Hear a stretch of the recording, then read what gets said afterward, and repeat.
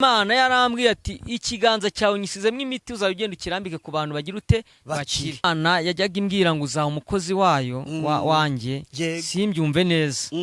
Ariko umunsi umwe mba muri korari nkuru yaho, Imana irasanga irambwira ngo ejo mu gitondo nubwo batakwemera nzabakwemeza. Yego.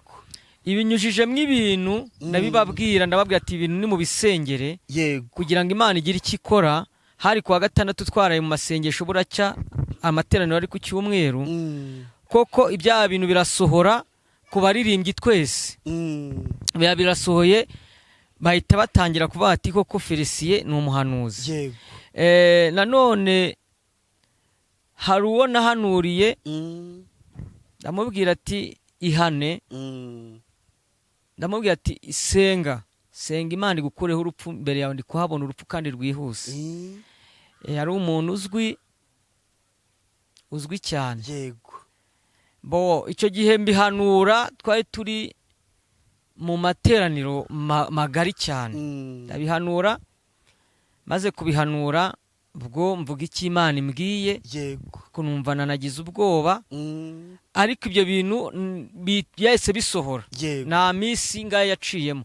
Nangira ku buryo n'ubu ngubu iyo Imana imbwiye ngo bwira umuntu, numva ngize ubwoba. Niyo Imana imbwiye ngo vuga ibi, ngewe ngira ubwoba cyane, nkavuga ati koko Mana, abantu bakoze uko Imana ishaka. Rero hari n'umumama nabwo atuye mu Kizungu hariya, atuye mu Kizungu, yari amaze imyaka 28 atabyara, acuruza n'imbaho hano mu Gakiriro. Ogarahita yiyumva n'abamuzi, ariyumva ni umugaturika. Twarahuye turasenga, tumaze gusenga imyaka 28, kubwira umuntu umaze imyaka 28 nta rubyaro, kumubwira ngo Imana imuhaye umwana w'umuhungu, nuvuge wenda gusa ukava umwana w'umuhungu wajya kubona ukabona ko abyaye umuhungu, ni igitangaza. Niho nahise ngirira Imana ikize, ndavuga ati nzajya mvuga, burya ikimbwiye nzajya ngivuga kuko nzabashyigikiwe. Yari amaze imyaka 28 ashatse atabyara.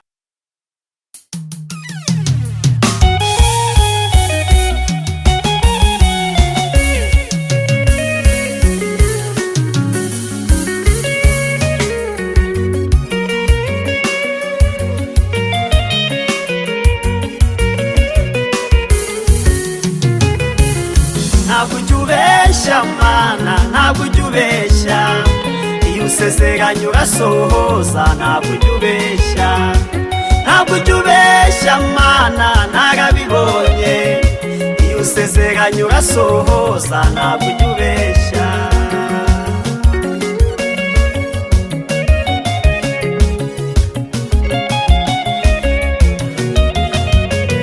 Ntabwo usezeranye umuntu inka ngumuha ihene, cyangwa umusezeranye imodoka nyuma umuha igare.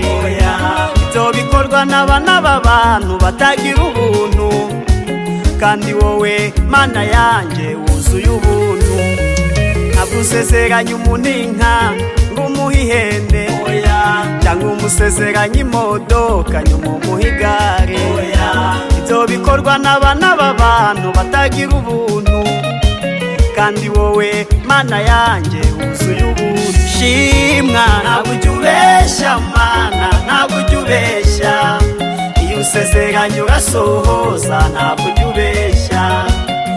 Yes, reka mbasuhuza abakunzi ba Concorde TV show aho mbere hose mu Rwanda, mu ntara enye ndetse n'abari mu mujyi wa Kigali. Abari mu mahanga mwumva Ikinyarwanda ndabasuhuje. Imana amahoro nibane namwe kandi bahe umugisha nk'ibisanzwe. Ndiratuma Imana Concorde, reka mfate umwanya ngushimira wowe wakanze subscribe ukadushyigikira, twatuka umuryango mugari. Nawe ugiye kubona iki kiganiro bwa mbere ukayikanda, n'ukuri ngusabiye umugisha. Nanjye nabasezeranije yuko ntazajya mbicisha irungu, ahubwo ngomba gushaka abakozi b'Imana, abahanuzi, abavuga ubutumwa, abahanzi, abaririmbyi, umuntu wese wahawe impano yagira ikifasha abantu. Umuntu ubabaye yakumva iyo mpano akanezerwa, niyo ntego yanjye. Niyo mpamvu imbere ya kamera turi kumwe n'umutumirwa, ni umugabo arakuze. Eka tumusabe atwibwire. Ni karibu umukozi w'Imana. Murakoze, nitwa Niyosenga Felicien. Yego. Nkaba ndi umukozi w'Imana. Yego, Niyosenga Felicien nta kuntu yaba atazi gusenga. nzi gusenga kuko nitwa niyo senga. Yego, reka ufate umwanya udusengere kugira ngo Imana ize kutuyobora muri iki kiganiro. Karibu. Imana yacu uri data twese mwiza, urera kandi ugakiranuka, urindiho kandi uzahoraho, nta kibasha kurogoya umugambi yawe Mana. N'aka kanya fashe imikoro kubw'umugambi wawe, nicaye ahangaha kubw'umugambi wawe. Rero kano kanya Uwiteka Mana ikiranuka, ndagusabye ngo umanuke uri mu gihugu cyo mu ijuru, uzi uburinzi bwawe butubeho. Uwiteka Mana ikiranuka, tuvuge tuvugishijwe nawe, ibyo dukora byose iki kiganiro aba ari ukibera muyobozi, aba ari ukiyobora, mu izina rya Yesu Kristo wa Nazareti. Urakoze kuri Imana yumva gusenga, kandi iyo tugutabaje uradutabara. Ngaho Uwiteka Mana ikiranuka, yego nubane natwe, kandi nurumva ubutumwa wese Uwiteka Mana ikiranuka, ukora imirimo n'ibitangaza ku buzima bwe, mu izina rya Yesu, amen. Amen. Felicien wimve mwikaze, ni karibu. Yego, nibwo bwa mbere twakorana ikiganiro. Iyo umuntu dukoranye ikiganiro bwa mbere, kuko hano nakira abakristo buri wese mu itorero abamo, buri wese aba uwejejwe muri ryo. Niyo mpamvu rero nkubaza nti Felicien wakijijwe ryari? Felicien nakijijwe 2020, nakijwe muri 2023. Yego. Wakijijwe iki? Nakijijwe nari umunyabyaha. Ari umunyabyaha, nkora ibyaha byinshi. Felicien ubona aha, nanyweye itabi, nk'urumogi, nk'itabi risanzwe, nk'inzoga, ndasambana, mbega nkora ibyaha byose Imana uziyanga. Icyo nakoze cyakoze ni ukuba namena amaraso, ni ukuba nakwica umuntu Imana yaremye. Yego. Icyo cyaha nakoze, ariko ibindi byaha byose narabikoze, ariko Imana yarabimbabariye. Imana ishimwe yuko nta cyaha itababarira, kandi Yesu yari itanze kugira ngo atubere igitambo gihoraho. Ashimwe yuko nawe yakugize umwe mu bana b'Imana. Yego. Akesha igihe umuntu amaze gukizwa, Imana imugira neza, ikaba yamuha impano yo gukoresha mu rusengero. Hari impano Imana yabaraguhaye nyuma yo kwakira agakiza? Buri Imana nabuze izina nyita igitangaza. Imana ni igitangaza. Muri ibyo byose nabayemo by'ibyaha, Imana yangize umukozi wayo. Ndi umuhanuzi w'Imana. Umukozi w'Imana, ndi umuhanuzi w'Imana, nuwo murimo yamaye. Yego. Ukizwa 2023, Imana iti kugira umuhanuzi cyane. Naho nje maze imyaka 25 njya ni kunkumura ngo ndeko navuga indimi byaranze. Uhujye uzivuga rwose, n'Imana ikanakwereka ngo bwira abantu ibingibi. Mva byinshi burya ngo umuhanuzi ntago ubundi najyaga mbyemera.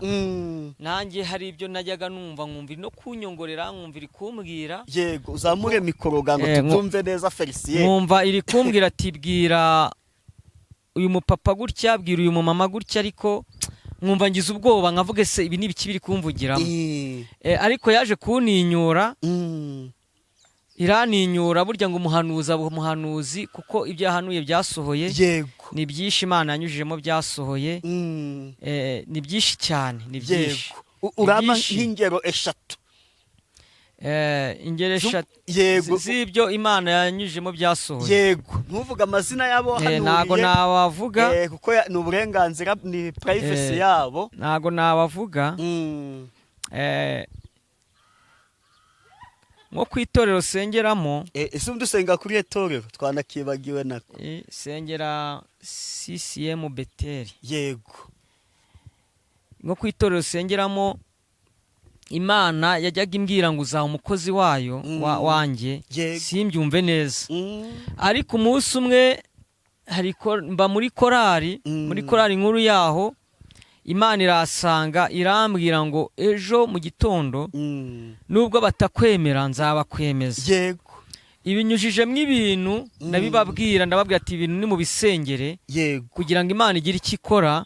Hari kuwa gatandatu twaraye mu masengesho buracya, amateraniro ari ku cyumweru. Koko ibyaha bintu birasohora ku baririmbyi twese. Birasohoye bahita batangira kuvuga ati koko Felicien ni umuhanuzi. yego Nanone hari uwo nahanuriye ndamubwira ati ihane, ndamubwira ati senga Imana igukureho urupfu, mbere yawe ndi kuhabona urupfu kandi rwihuse. Hari umuntu uzwi cyane. yego Bo icyo gihe mbihanura twari turi mu materaniro magari cyane. Ndabihanura, maze kubihanura ubwo mvuga iki Imana imbwiye, yego ko numva nanagize ubwoba, ariko ibyo bintu byahise bisohora. yego nta minsi ngaho yaciyemo, nangira kugira ku buryo n'ubu ngubu iyo Imana imbwiye ngo bwira umuntu numva ngize ubwoba. Niyo Imana imbwiye ngo vuga ibi, ngewe ngira ubwoba cyane, nkavuga ati koko Mana, abantu bagenze bakoze uko Imana ishaka. Rero hari n'umumama nabwo atuye mu Kizungu hariya, atuye mu Kizungu, yari amaze imyaka 28 atabyara, acuruza n'imbaho hano mu Gakiriro. Ogarahita yiyumva n'abamuzi, ariyumva ni umugaturika. Twarahuye turasenga, tumaze gusenga imyaka 28, kubwira umuntu umaze imyaka 28 nta rubyaro, kumubwira ngo Imana imuhaye umwana w'umuhungu, nuvuge wenda gusa ukava umwana w'umuhungu wajya kubona ukabona ko abyaye umuhungu, ni igitangaza. Niho nahise ngirira Imana ikize, ndavuga ati nzajya mvuga, burya ikimbwiye nzajya ngivuga kuko nzabashyigikiwe. yari amaze imyaka 28 ashatse atabyara. Reka dufate urugero ko yashatse afite imyaka 21, sibyo? Ubwo icyo gihe mushobora kuba mwarasenganye afite 49, kandi umuntu agira mu gihe cyo gucura ku myaka 46. yari amaze igihe cy'imyaka 18. Ni 18. Ariko ntacyo, nubwo yabaye 18, sibyo? Ayimaze ashatse atarabyara, none akaba yarashatse afite 21. Yari yarabyaye, none urubyaro ruragenda, rurahagarara. Yego rurahagarara. Iyo myaka yose 18 igira ute irashira, yarihebye nyine. Nawe uri kumva yari yarihebye, ari kuvuga ati ubwo yari afite uwo mwana umwe gusa. Yego ku buryo n'umwana we ubu yarangije kwiga, uwo mukuru yarangije na kaminuza, ubu afite uruhinja. Ariko ntacyo, aho nendi kuganisha ni kwa kundi karaga umukozi w'Imana twaganiriye atubwira ukuntu Yesu yatobye akonda agashyira ku maso y'impumyi irahumuka, kandi wowe ufasha konda ukagashyira ku jisho ry'umuntu, aho guhumuka ahubwo yatokorwa. Urumva bivuga ngo Yesu akiriza muri bya bindi twebwe tugize ute, twe tubona yuko nyine bidasanzwe. Ari nacyo bita igitangaza, kuba umuntu yaba yarageze mu myaka yo gucura, ariko ukamubwira ngo azabyara akabyara. Ndaho nashaka kuganisha. Imana ishimwe. Komeza twivugira ibitangaza by'Imana. Hari igihe nanjye urampanurira, nanjye ubutumwa bwanjye nibuza ubumpe, nta kibazo rwose. Yego Imana rero nasanze ari Imana yo kubahwa.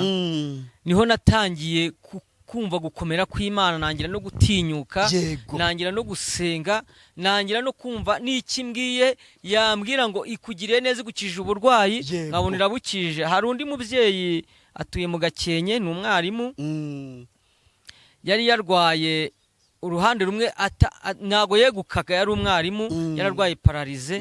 Ariko Imana yarambwiye ati ikiganza cyawe nyisizemo imiti, uzaba ugenda ukirambike ku bantu bagira ute bakire. None uwo mukecuru nawe ni umumama, ni umwarimukazi, ni umugaturika. Umuvandimwe barampamagaye, nawe ni umwarimu inahangaha, ati wambabariye ukaza kujya gusengera umuntu. Turagenda, ndamusengera, sengera amazi arayanywa, amaze kuyanywa ndaharara iryo joro. Bucya umumama yakize, igitangaza kirakoreka, nitanangira kwizera Imana n'imbaraga zayo. Rero mitambona ni Imana nyine ifata ibidafatika yibigira ibifata. Yego mu bumana bwayo kabisa. Ntawe se urabona kuko umaze igihe gitoya ukijijwe, wavuze ko wabaye umusambanyi, wabaye umusinzi, wanyweye itabi. Nta buhanuzi Imana yigeze iguha bw'abantu mwakoranye ibyo byaha? Ni urugero nk'umuntu mwasangiye itabi ngo Imana imugutumeho, none ubyere yahita gupinga ati ese sura Felicien wabona bafite n'akandi kazina bakwita bati se suriya twaya jondi twabaga turi gusangira itabi cyangwa inzoga ati iyi ni Imana yabimuvugiramo. Ntabwo zigeze bikubaho? ni benshi twasangiraga, bamaze no kubona Imana impano yayo, Imana mbega bahita bamindura amazina. Ya mazina banyitaga batangira kunyita, ubu banyita pasiteri. Yego, banyita pasiteri, bakamamagara pasiteri. Bamwe bakaza bagasenga, harimo n'ababatijwe. Baraza umushumba arabatiza rwose nkabajyana, umushumba akababatiza bagakizwa. Ariko ubu harimo n'abandi bakiriyo. Ariko kano kanya bari kundeba uko nasaga tukiri kumwe, nyiri muri rwa rumogi, nyiri muri rya tabi, nyiri muri za nzoga, nyiri muri bwa bugizi bw'ibibi, barabona ko Imana yahinduriye amateka. Ubundi kugenda na Bibiliya. Ubu ngubu kano kanya afashe microphone, ndayifashe meze neza rwose, sa nk'umuntu w'Imana, amavuta y'Imana ariho. Nukuri warumbwiye abo bona bakwemereye mwabanaga bemeye nabo bakwikira inzira yawe. Ndi gushaka uwabanje yagupinga ati kuko nyine twabanaga desogoriya ni Imana iri kumuvugira batano guteka imitwe wana. Mukozi w'Imana rero, buriya mu bapingaga bo ni benshi, kuko nabo mu rugo barapingaga, n'ababyeyi banjye barapingaga. Ariko ubu ngubu ni Imana senga cyangwa yamamagaye, nabo barayiyobotse. Ni Imana baha icyubahiro igitondo n'ikigoroba, kubera ko babonye ibitangaza byayo. Babonaga nazavamo umugabo, babona Imana ingiza umugabo. Babonaga nazavamo umuntu, babona Imana ingiza umuntu. Rero mbega babonye gukora kw'Imana, ni benshi banakijijwe ku bwanjye. Bambona n'ubu bakavuga ati, bagashima, bakavuga ati ndora umukozi w'Imana rwose, kandi asa n'umuntu w'Imana. Kandi nawe no kugira unyakire, n'ubwo bwa mbere tubonanye, Imana atari Imana inyohereje ngo nafite ubutumwa bw'Imana rwose, ntago nawe wambonye uhita umbona mwiki, ko hari Imana indimo, hari Imana iri kugendana nanjye. Ntabwo nakwemera kujya kuri kamera, ntago wabyemera rwose. Ndi kubona bitameze neza. Aho twe turi mu bitangaza Imana yagiye gukoresha, none reka tujye mu buryo bufatika, sibyo? Hayiga umuntu agira ku kintu gifatika, kavuga uti iyi nzu nayigezeho kuko nasenze Imana. Kavuga uti Imana yampaye moto, Imana yampaye umurima, ariko aya mafaranga nagomba kuba narajyanye mu nzoga, ariko Imana yaramfashije impana ubwenge bwo kumanaginga. Ibyo biratuma turatira babandi bakiri iyo ngiyo habi, tubabwire yuko aho turi mu Mana ari heza. Niba ari cyo wagezeho kubera gusenga gifatika, kiri materiyeri nacyo wakidusangiza. Ubu ngubu rwose nge nageze kuri byinshi nagezeho. Bya mbere nuko Imana yamaye agakiza. Nyiri muri hahandi, nyiri mu banyamahanga. Ubundi iyo Imana ivuze abanyamahanga, ibivuze abanyabyaha bakiri muri bya byaha, bakiri hahandi. Ngewe rero Imana ikimara kunkurayo, Imana yangiriye neza. Imana nanjye impa amasezerano, irambwira ngo uzaba umukozi wanjye, uzamvugira, uzankorera. Irangije irambwira ati nzakugira umugabo. Rero muri ibyo byose narasenze, mu bitangaza byose Imana yankoreye, imereza, kuko nyiri hahandi nta rugo nagiraga. Ubu mfite imyaka 40, wabimenya kubera amavuta y'Imana. Afite 40 cyane kabisa. Mfite imyaka 40. Muri iyo myaka 40 mfite, umugore Imana inyubakiye urugo vuba, aho kirijwe, aho nyirijwe.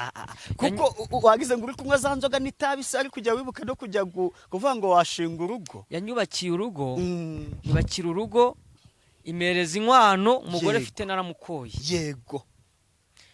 Nkora mariage umva rwose barambara. Umugore yambara ikanzu, nambara ikote, njya mu ibintu byose bijyanye n'Imana. Ibyo yasezeranyije byose girute irabikora. Ubu nanjye ndi Papa Manzi. Amen. Papa Manzi nari umuntu Imana yaminduriye amazina. Nari umuntu udafite izina, ariko ubu ngubu nanjye mfite izina kubera ubundi Papa Manzi. Ubu ngubu ufite derese, ufite urugo rwanjye, ufite umugore n'umwana n'undi ndetse negereje ugiye kuza, kubera ko Imana buri imigisha y'Imana iraza. Rero navuga ngo Imana ntacyo nayiburanye, Imana afite byose. Imana nyubakiye urugo, nta na kimwe nzayiburana. Icyo kirabaye cyo kuguha urugo, umva gikubiye mu bindi byose, twatundi twose tudukubiye mu kuba Imana yaguhaye urugo. Ndi kugira ngo rero uze kuduha adresse neza. Hano abakunzi banjye hari abaguhamagara ukabasengera kuri telefone, hari ikibazo uzajya ubikora? Nta kibazo ndabikora. Yego, hari uwiyemeza akavuga ati njyewe isengesho ryo kuri telefone ndi kumva ridahagije, ntuye Rubavu cyangwa se ntuye i Kigali, kuba natega nkazi Musanze nkibonanira n'umukozi w'Imana live akansengera, dore ko wanavuze ngo iki kiganza Imana yambwiye ngo nzakirambura aho bazagira ute, bazakira, kandi bihamya warabibonye. Nivuga ngo uduhe adresse neza y'ahantu tuye, none uduhe na nimero ya telefone, niturangiza tujye mu mwanya w'ijambo ry'Imana. Nuye hano i Musanze. Yego, hano i Musanze muri Muhoza, nuye mu mujyi. Yego, muri Muhoza niho nuye. Umugore n'umwana ndinegereje niho nuye. Yego, umurimo w'Imana mukorera hano mu mujyi. Yego, niho nuye. Yego, atuye katikati tauni kabisa muri Musanze mu murenge wa Muhoza, akagari na Kampenge na Kakigongo. Yego, akagari Kampenge. Uramutse ugeze muri gare nuko kurangira rwose, kumamagara ugahita umbona rwose, ntabwo wayoba. Reka noneho uduhe na nimero. Hari umuntu wansegereje ngo kuki ngo njya mbaza ngo abantu ngo nimero ngo kare ngo nagiye ngo nzibabaza nyuma ngo kugira ngo umuntu arebe ikiganiro kirangize ategereje nimero. Nubundi hari uwasimbutsa mu gihe amaze kumenya ko tuzivuga nyuma agatarutsa nubundi akagira. Ariko icyo tuba dushaka ni communication. Niba umuntu namuzanye namubonyemo impano n'abakunzi banjye nabo bakaba bahamagara. Felicien, duhe nimero. Nimero yanjye ni 079 5 7 7 4 2 Yego, iba kuri WhatsApp? Niba no kuri WhatsApp byose. Imana ishimwe. None reka tugere no mu mwanya w'ijambo ry'Imana rwose, nabwo utubwirize, ni karibu. Jambo ry'Imana rero nazaniye abantu b'Imana. Ni ijambo rivuga ngo abantu nibizere. Yego, ubutumwa bundi Imana yamaye nzaniye abantu bayo. Imana yambwiye ngo mbabwire bizere Imana. Iyavuze ko ari ije no gukora. Haleluya. Imana yambwiye ngo mbabwire ngo iyavuze nije no gukora. Imana yambwiye ngo mw'iyi minsi turimo, uyu mwaka turimo, uyu mwaka wa 2026, ni igihe Imana ije gukoreramo, ni igihe Imana ije gusubirizamo abantu bayo. Haleluya. Imana yambwiye ngo yafashe igihe cyo kuvuga, ifashe n'igihe cyo gukora.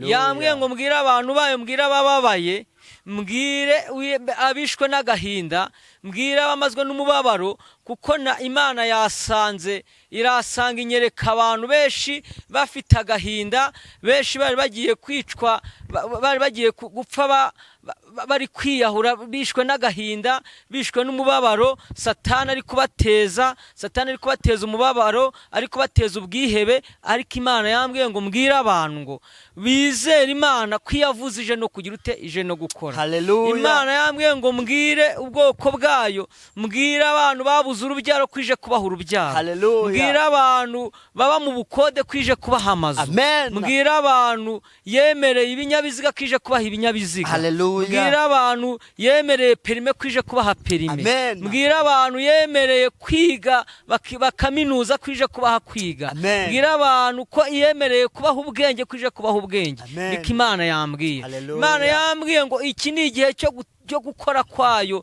cyo kuza gusohoza amasezerano ku bantu yasezeranyije. Imana irongera yambwira ngo mbwire abantu babe maso cyane kandi basenga Imana, bezwe ku gatoya na kanini. Imana irambwira ngo bezwe bongere bezwe. haleluya. Amen. Imana irongera irambwira ngo mbwire ubwoko bwayo basenge, kandi basengera n'abaturanyi babo, basengera inshuti zabo, basengere n'abatarakizwa kugira ngo bongere bakizwe, kugira ngo mubije Imana ije kugirira neza nabi bagirire neza. Nuko nguko Imana yambwiye isanga mu bicuku bya nijoro, irasanga iranembereza, igiye iranembereza, mbona Yorodani, mbona Yorodani ngari cyane, ariko mbona Yorodani Imana iri kuyambutsa abantu bayo, abantu bayisenze, abantu bayititirijeho, abantu bayizeye. Mbona Imana irambwira ngo ibambukije Yorodani. Mbona abantu bari bamaze kwambuka Yorodani bari hakurya bafite amashimwe, bari kuvuga ngo Mana warakoze. Imana hari abantu ije guheza amashimwe, hari abantu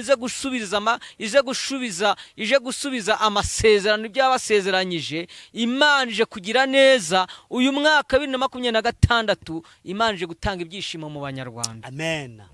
Uyu mwaka wa 2026 Imana ije guhindura amateka, ije gukiza abantu ibyaha byari byarishe abantu, ije gukiza abantu ubusinzi bwabasa abantu, ije gukiza abantu ibiyobyabwenge byishe abantu. Imana ije kubibakiza. Imana ije gutanga agakiza gakwiriye. Niko Imana yambwiye. Imana irambwira ngo mbwire abantu ngo basenge cyane, n'utazi gusenga yige gusenga, yige kwegera Imana, kuko Imana ishoboye byose. Ni Imana ifata ibidafatika ikabigira ibifatika. Ni Imana ije gukora igitangaza ku bwoko bwayo. Nuko Imana yambwiye. Amen. Haleluya. Amen. Imana irongera irambwira ngo mbwire ubwoko bwayo.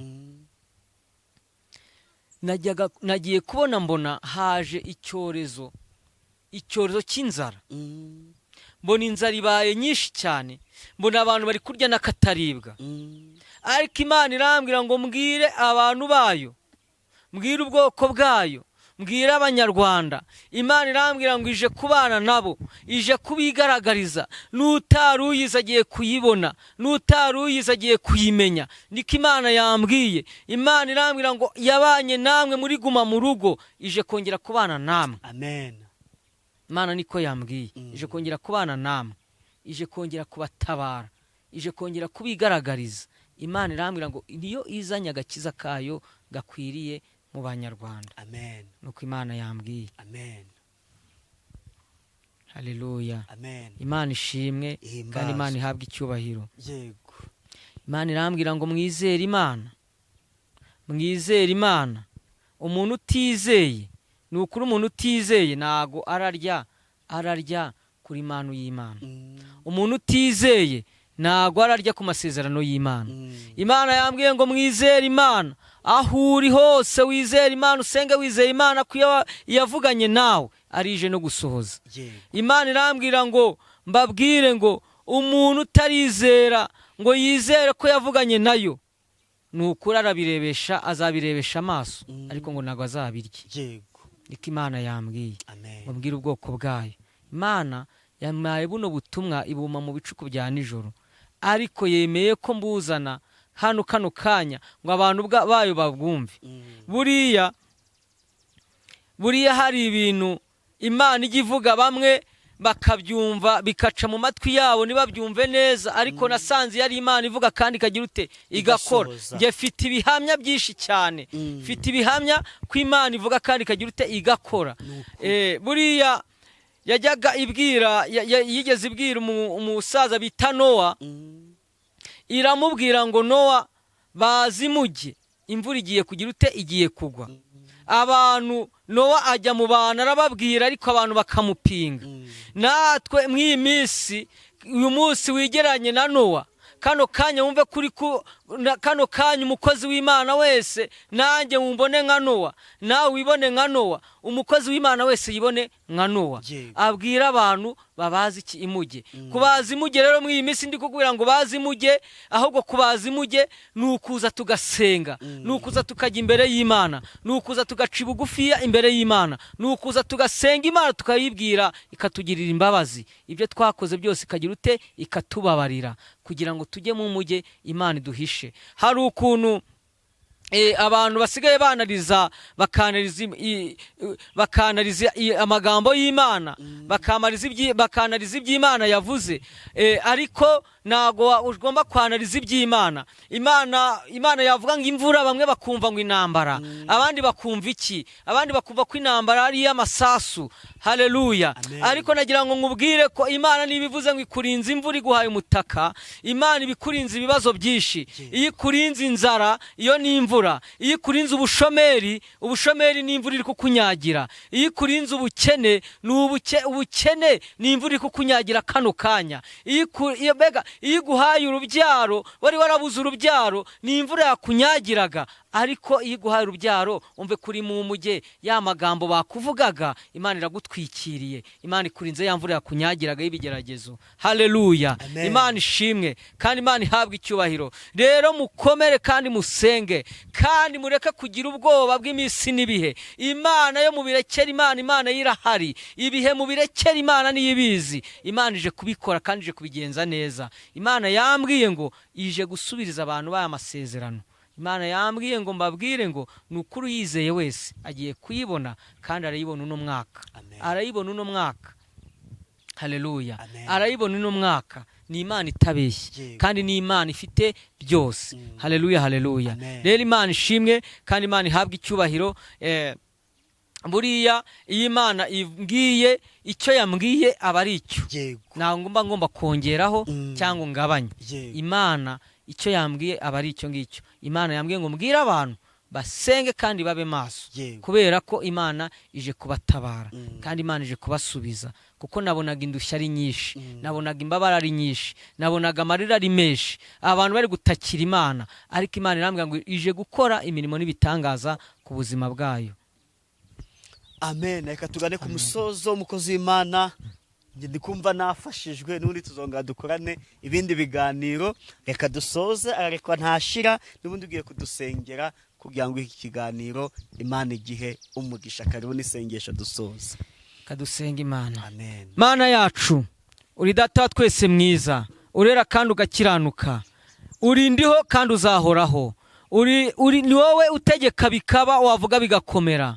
Ni wowe Uwiteka Mana ikiranuka, ni wowe utegeka bikaba kandi wavuga bigakomera. Kano kanya yagiye utegeka ku bwoko bwawe, utegeka ku bari kukumva kano kanya. Hari abari kumva kano kanya, bari kumva rino sengesho. Uwiteka Mana ikiranuka kandi bababaye, Uwiteka Mana ikiranuka kano kanya bagirire neza kandi ubasubize. Uwiteka Mana ikiranuka, hari abafite ibyifuzo byinshi bitandukanye, bisubize. Hari abafite uburwayi bubabaje, Uwiteka Mana ikiranuka niwe ufite kuburangiza. Hari abari mu bitaro bababaye kano kanya bari kukumva, Uwiteka Mana ikiranuka kano kanya ubakize. Uwiteka Mana ikiranuka, hari abari mu nzu z'imbohe, Uwiteka bari kugusaba ngo bagirire neza kandi ubatabare, ubakure mu nzu z'imbohe. Mana y'ukuri n'ubugingo bari kukumva kano kanya ubatabare, ubasore mu nzu z'imbohe. Hari abari bari kukumva bari mu mamodoka, bari mu Uwiteka Mana ikiranuka kano kanya ubarinde kandi ubarengere, ubarinde impanuka.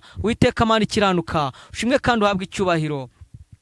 Ushimwe ko kano kanya hari umugore ukijije. Uyu mumama ndi kumubona ari i Kigali. Uwiteka Mana ikiranuka, akaba yaramaze igihe ari kuva, amaze amezi 3 ari kuva dakama. Uwiteka Mana ikiranuka, uri kumbwira ngo kano kanya uramukijije. Uwiteka Mana ikiranuka, urakoze, ushimwe kandi uhabwe icyubahiro. Uwiteka Mana ikiranuka, rero ngaho gumya wamamare ku buzima bwacu, wamamare kandi uburinzi bwawe butubeho, ni mu izina rya Yesu Kristo Nazareti. Amen.